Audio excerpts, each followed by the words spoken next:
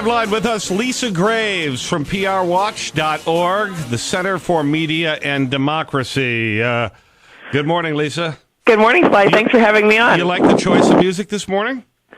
The music was about one of the board members of the American Legislative Exchange Council. Thanks for that. There you go. You have obviously been uncovering all these ALEC memos and all this information about the fact that we basically have a shadow. I don't even want to call it a shadow government. It appears as though the new laws in Wisconsin are dreamed up at these ALEC conventions, and then the Koch brothers get quite a bargain out of it. How does that work? Well, it's actually quite amazing what we've seen on the documents that are on our new site, alecexposed.org. That's ALEC. It's not about Alec Baldwin being exposed. It's about the American Legislative Exchange Council. What we've seen is that these corporations are actually voting behind closed doors along with politicians to approve bills before they're introduced in legislatures here in Wisconsin and elsewhere. So the Koch industries, Koch brothers, pay a small amount of money, and they and other corporations basically have a chance to influence laws all across the country. I'm dumbfounded because we have lobbying laws and there are rules and whether legislators can take a drink from a lobbyist, that sort of thing. Did they get around all that when they're all cozy?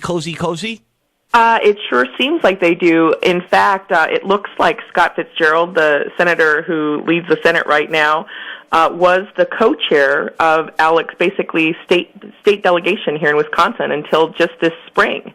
One of his duties as co-chair was to get ALEC bills introduced, and one of his other duties was to work with his private sector co-chair, we don't even know who that was, which company it was, to raise money for what they call scholarships. Now, these aren't scholarships for students who do well. They are basically gifts for legislators to go to ALEC conventions where these bills are considered behind closed doors. It's astonishing, I know. Can you believe it? It's really shocking. Is it legal? Well, this is a nonprofit organization that claims it's just in the business of educating the public. Now, Common Cause has filed a complaint before the IRS saying that this group should not be a nonprofit where corporations get a tax deduction for donating to it.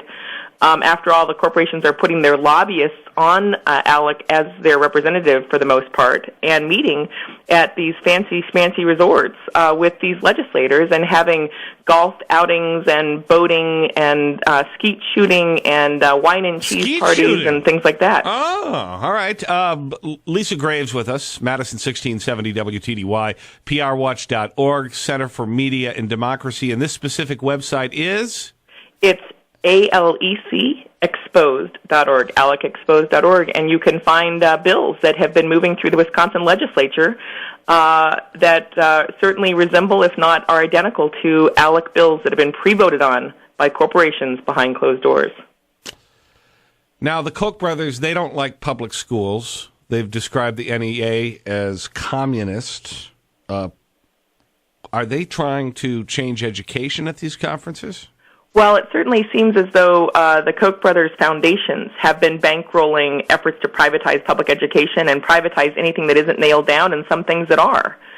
And so their sort of agenda, their ideological agenda for many years now and going into decades, has been sort of a radical privatization, what I call a free market fundamentalism that basically seeks to undermine long-standing core institutions in America, including the public school system, as well as Social Security, Medicare, Medicaid, any sort of government benefits. I don't know why they're obsessed with it, since their kids will never go to public school, and they don't need Medicare or Medicaid or Social Security. They're two of the richest men on the planet.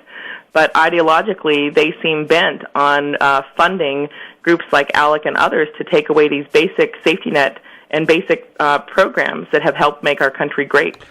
It looks to me like the Koch brothers do have an agenda with this whole idea of free trade, and also they were the ones responsible for Glass-Steagall and repealing Wall Street regulations. Well, it is pretty shocking because actually when the stock market had that big shock in 1987, many people thought the stock market needed more regulation. But of course, the Koch money through David Koch and a group called Citizens for Sound Economy that he helped found Their attack was to basically deregulate in response to the Wall Street shock in 1987, and they were the first major group to push for the repeal of the Glass-Steagall protections against banks getting involved in the securities market. No. Now, that became law under Clinton after a lot of pushing by the right, as did their push for free trade.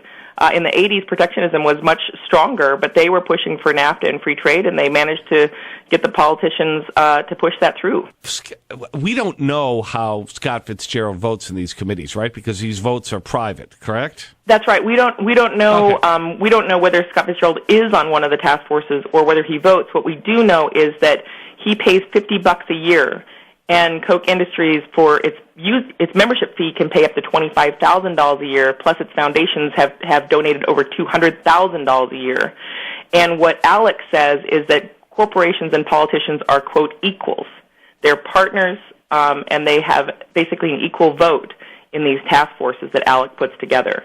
And we know that Scott Fitzgerald had a duty under ALEC bylaws to introduce ALEC bills and work with his private co-chair to raise money here in the state. So his duty isn't to the people of Beaver Dam or Oconomowoc. His duty is to Koch brothers. Well, his duty is to push these model bills, which some of them have been have the hand of the Kochs in them. That's for sure. Because I think of all the closed factories in Dodge County that dot the landscape, and it makes me shake my head.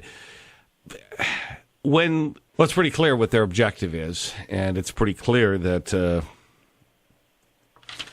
they bought off a lot of politicians in Wisconsin, and these ideas that have taken Wisconsin by storm this year did not originate in Madison, Wisconsin. That's for sure, and Scott Walker is an alumni of ALEC. He has been a proud member of ALEC in the past when he was a legislator, and has pushed their bills through the legislature here when he was a legislator, and we certainly see these bills that echo ALEC bills, that are identical to ALEC bills, being pushed through this legislature under his watch right now. Takes away any Catholic guilt I had for screaming at him yesterday at the Welcome Center in Beloit. Lisa, thank you for joining us. Lisa Graves, once again, your website is? ALECexposed.org, and if that's hard to find, you can find that through prwatch.org, which is our main site. All right.